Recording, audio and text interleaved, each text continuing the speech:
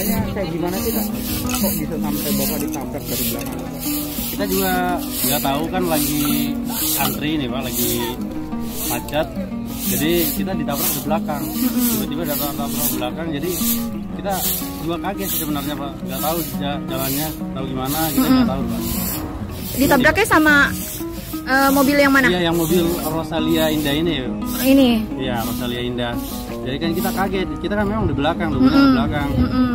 Antrinya macet. Jadi mungkin dia lari 80, soalnya kan ini tikungan juga nih.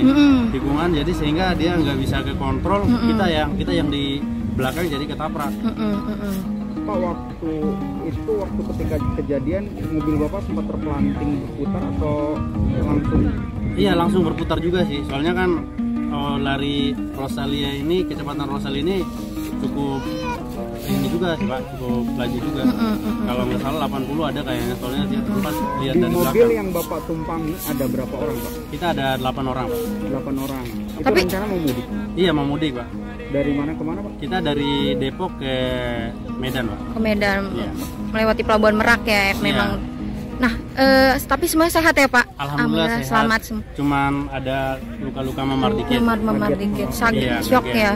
Sama ini ada benjolan dikit nih di kepala. Siapa Bapak? Iya, saya juga ada benjolan dikit nih. Soalnya kena benturan dari. Ada benturan ya? Dari ini, dari. Iya, beban barang. Barang. Seperti itu sih Pak. Oke, siap.